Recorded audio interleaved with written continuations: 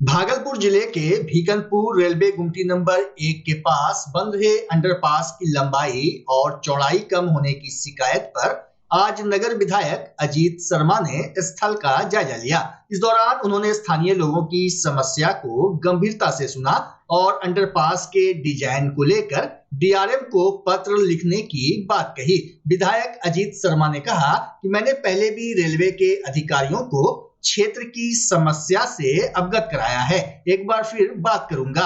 विधायक ने बताया कि अंडरपास का निर्माण सही ढंग से होना चाहिए। बता दें कि गुरुवार को भीकनपुर गुमटी नंबर 1 और आसपास के मोहल्ले के लोगों ने समस्या का समाधान नहीं होने पर आगामी चुनाव में वोट बहिष्कार की चेतावनी दी थी। उनका कहना था कि क्षेत्र की समस्या पर जनप्रतिनिधियों का ध्यान नहीं है। वहीं भागलपुर के विधायक अजीत शर्मा ने शुक्रवार को स्थल पर जाकर लोगों से बात की और आश्वासन दिया कि एक बार फिर वे रेलवे मंत्रालय को पत्र लिखेंगे। इस दौरान विधायक अजीत शर्मा का भीकनपुर रेलवे गुमटी नंबर 1 के पास जुटे लोगों ने आभार जताया। गौरतलब हो कि स्थानीय लोगों ने अंडरपास के डिजाइन पर कड़ा विरोध जताते हुए काम रुकवा दिया है। देखिए अंडरपास निर्माण पर विधायक अजीत शर्मा ने क्या कुछ कहा। सरकार तो अभी एनडीए की है, मैंने पत्र 30/8 को लिखा है, अभी तक कोई कार्रवाई नहीं हुई है। इसलिए जनता चाह रही थी कि फिर खुद से देखें, ये मैं देखने आया हूँ। फिर आज पत्र लिखूंगा, निश्चित तौर पर इसको सुधारना होगा। अगर नहीं सही करेंगे तो बिल्कुल ये गलत तरीके से बनना ये उचित नहीं है। मैं इसका विरोध करता हूँ। अरे डीआरएम से ही बात हुई है, पत्र भी दिए, उन्होंने कहा कि मैं ऊपर भी लिख रहा हूँ और मैंने भी पत्र लिखा है रेल मंत्रालय को। और हमें उम्मीद है कि निश्चित तौर पर सुनेंगे, क्योंकि जनता की आवाज, जनता की ताकत में सरकार बनती है। इतना छोटा मानक के अनुसार होता है। बिल्कुल ये छोटा बन रहा है, ये कभी ऐसा नहीं बनता है, ये गलत बन रहा है। इसका हम विरोध करते हैं और मैंने पत्र भी लिखा और निश्चित तौर पर सुधार होगा। भागलपुर के टाउन हॉल में आयोजित भारतीय जनता युवा मोर्चा के युवा शंखनाद कार्यक्रम में बिहार सरकार के डिप्टी सीएम विजय कुमार सिन्हा, पूर्व केंद्रीय मंत्री अनुराग ठाकुर, युवा मोर्चा के प्रदेश अध्यक्ष भारतेंदु मिश्रा सहित कई दिग्गज नेता शामिल हुए। कार्यकर्ताओं ने अपने नेता का स्वागत एयरपोर्ट से लेकर टाउन हॉल तक पुष्प वर्षा और ढोल नगाड़े के साथ किया। हवाई अड्डा से खुली गाड़ी में सवार होकर हजारों कार्यकर्ताओं के साथ रोड शो करते हुए पूर्व केंद्रीय मंत्री अनुराग ठाकुर एवं बिहार के डिप्टी सीएम विजय कुमार सिन्हा कार्यक्रम स्थल तक पहुंचे।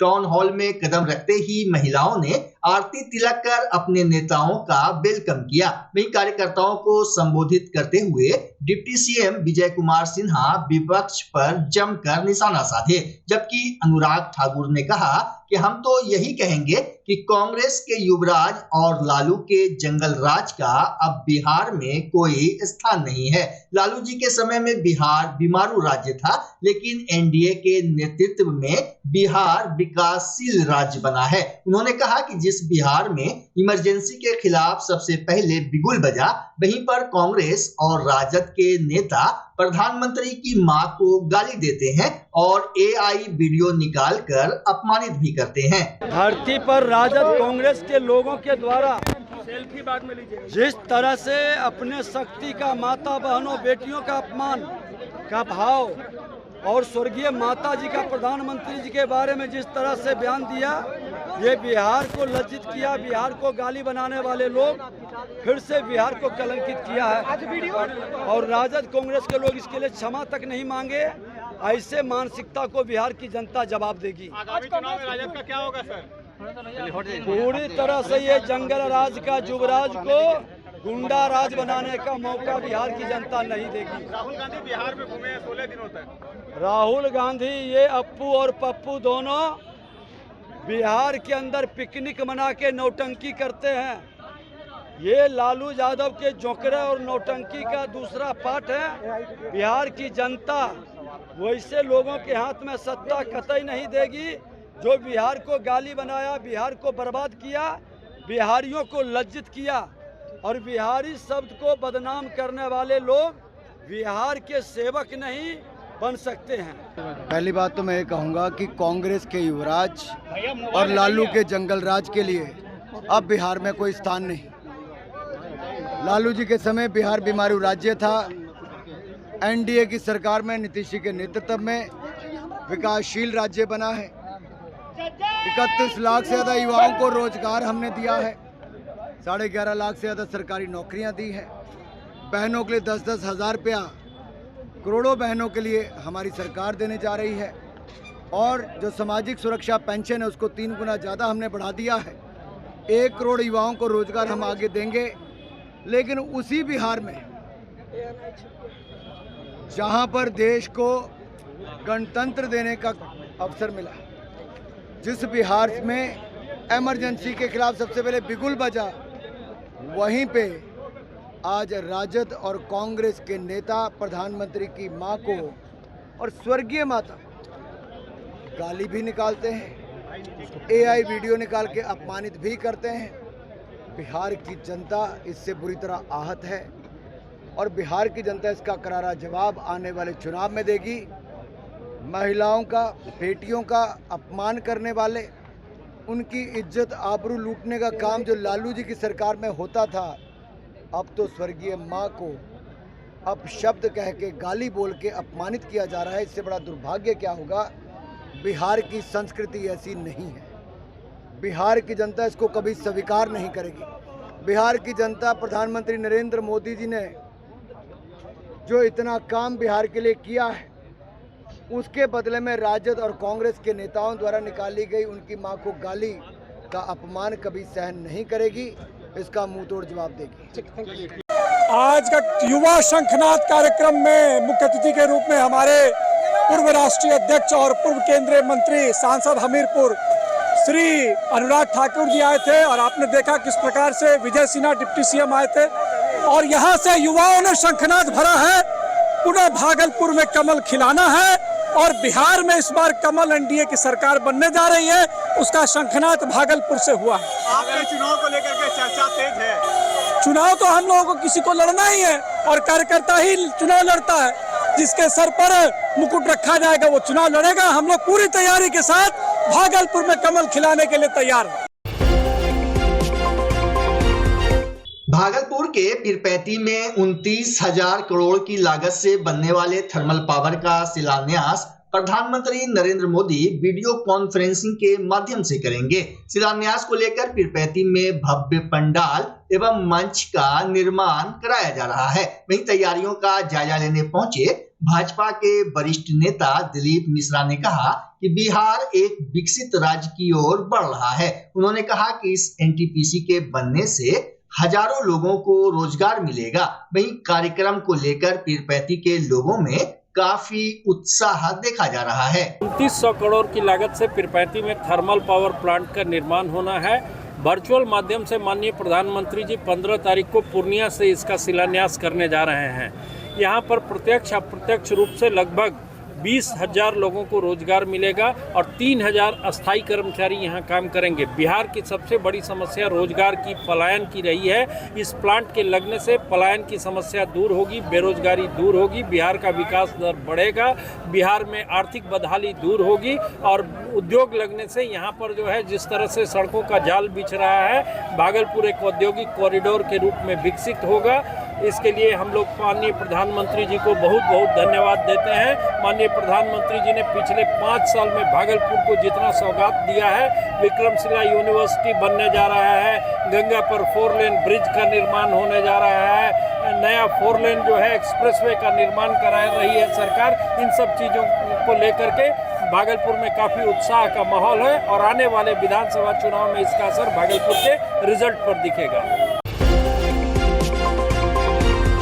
भागलपुर में 13 सितंबर को बिहार लोक सेवा आयोग की परीक्षा आयोजित की जाएगी।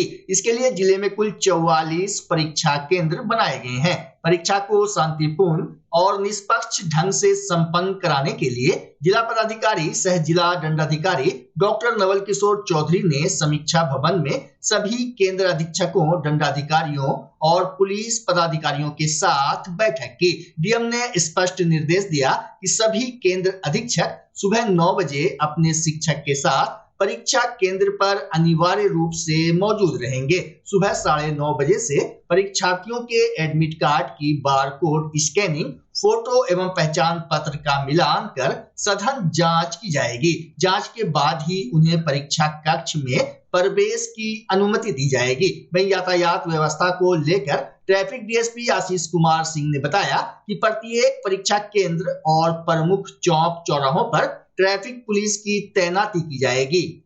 मेरे जिला में 47 पुल सेंटर हैं और 20,000 से अधिक जो परीक्षार्थी हैं उनकी परीक्षा आयोजित की जा रही है। हम लोगों ने विशेष रूप से ट्रैफिक पे स्पेशल फोकस किया था कि बड़ी वाहनों को हम लोग पहले से रोक दें ताकि किसी भी परीक्षार्थी को समय पर एग्ज़ाम सेंटर पे आने में कोई दिक्कत नहीं हो। दूसरा कि परीक्षार्थियों से भी आपके माध्यम से मैं अनुरोध कर रहा हूँ, अपने यदि वाहन लगाते हैं तो एग्जामिनेशन जो सेंटर है उसके गेट पे नहीं लगाएं ताकि अन्य परीक्षार्थियों को दिक्कत नहीं हो। थर्ड की प्रॉपर फ्रिस्किंग होगी। डिजिटल डिवाइस के लिए हम लोग चेक करेंगे। जगह जगह होटल, रेस्तरां जो भी हैं उनको भी हम लोग चेक करेंगे और अपने मजिस्ट्रेट को और पुलिस फोर्स को हम लोगों ने प्रॉपर ब्रीफ किया है और मुझे विश्वास है कि काफ़ी संख्या में यहाँ एग्ज़ाम हो रहे हैं तो सभी लोग एक्सपर्टाइज सभी लोगों को प्राप्त भी हो गया, अच्छे से एग्ज़ाम करेंगे। सुगम रहना चाहिए, विद्यार्थी को अपने सेंटर पहुंचने में दिक्कत ना हो। गंगा पुल पर जनरली हम लोग गाड़ी रुकवा देते हैं ताकि नौगछिया तरफ से जो पुल पार करके विद्यार्थी आते हैं उनको शहर आने में असुविधा नहीं हो। और बाकी जो विभिन्न पोस्ट पर जहाँ पे फोर्स लगाना है वो चौकसी बढ़ती जाएगी, उस पर जगह बल अतिरिक्त भी दिया गया है। और जो सेंटर है, सेंटर के पास हम लोग रेगुलेशन और अपने खुद रहते हैं, सारे पदाधिकारी रहते हैं, कोई असुविधा नहीं होगी विद्यार्थियों को ससमय पहुंचने के लिए। धन्यवाद। Thank you.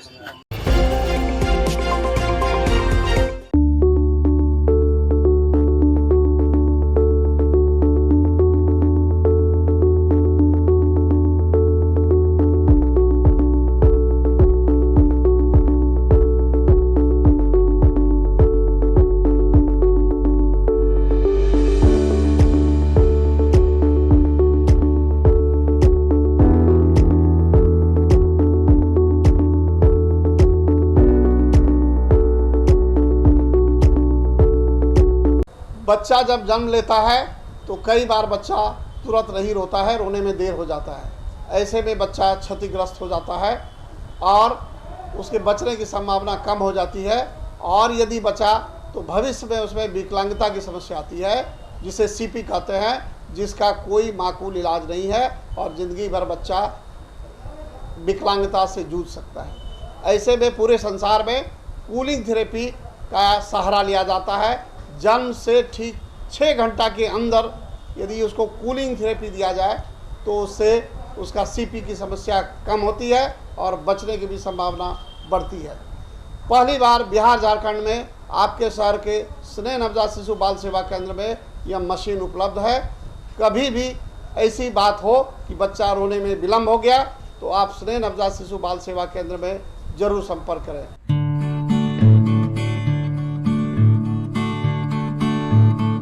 Rinku LED bulb एक बार लाओ और चलाते ही जाओ। हमारे एलईडी बल्ब्स है क्वालिटी में नंबर 1 और एनर्जी एफिशिएंट, जो रखे एनवायरनमेंट और आपके बिजली के बिल दोनों का ख्याल। रिंकू एलईडी बल्ब के साथ एनर्जी बचाओ और बिल घटाओ। ये है पावर सेविंग लाइट जो चले लंबे समय तक और रखे आपके घर को रोशन। हमारे यहाँ एलईडी लाइट्स मिलते हैं एक व्यापक रेंज में जो आपकी हर जरूरत को पूरा करेगी। लेकिन यही नहीं, हमारे एलईडी लाइट सिर्फ चमकदार नहीं बल्कि एनवायरनमेंट फ्रेंडली भी है। तो आज ही लाओ रिंकू एलईडी बल्ब और पाओ 1 साल की वारंटी का भरोसा। रिंकू एलईडी बल्ब्स, नई जनरेशन के स्मार्ट बल्ब्स। आज ही संपर्क करें 8651063786 या मेल करें rinku.led.bulb@gmail.com। हमारा पता असाननपुर, भागलपुर, बिहार 812002। भागलपुर में बाढ़ ने एक बार फिर से दस्तक दे दी है। सबौर प्रखंड और नाथनगर प्रखंड में सबसे अधिक बाढ़ का कहर देखा जा रहा है। बाढ़ के कारण हजारों लोग ऊंची जगह पर शरण लिए हुए हैं। ममलखा गांव आने जाने वाली सड़कों पर भी बाढ़ का पानी बह रहा है, जिस कारण लोगों को आने जाने में काफी परेशानियों का सामना करना पड़ रहा है। भागलपुर जिले में गंगा के जलस्तर में लगातार बढ़ोतरी जारी है। निचले इलाके में तीसरी बार बाढ़ का पानी प्रवेश कर चुका है। मिट्टी के घर अधिकांश ध्वस्त हो चुके हैं। फसल बर्बाद हो चुकी है। किसान तथा गरीब लोगों के समक्ष रोजी रोटी की समस्या उत्पन्न हो गई है। सरकार से आग्रह करते हैं कि बाढ़ राहत कार्य युद्ध स्तर पर चलाया जाए, राहत शिविर खोला जाए और जिन लोगों के फसल की बर्बादी हुई है उन्हें फसल का मुआवजा दिया जाए। सरकार ने गरीब के लिए की सोचना है, बोलता है कि और सब लोग बोलता है क्या कि यहाँ पर सुखाड़ है, मदद नहीं है, यहाँ पर सुखाड़ बालू बहता है, देखता है ना कितना दिक्कत है, रहने की दिक्कत है, खाने की दिक्कत है, मवेशी की दिक्कत है, कोई चीज का व्यवस्था है यहाँ पर। मदर बोलता है खाली सुखाड़ देश है, देखिए पानी नहीं है सर, सुखाड़ है यहाँ पर, बालू बह रहा है। कोई आया देखने के लिए यहाँ? कोई नहीं आया। सांसद विधायक कोई नहीं आया। सीओ वीडियो कोई अभी कोई नहीं आया। अभी तक क्या सब सुविधा मिला है आपको? कुछ नहीं मिला है सर।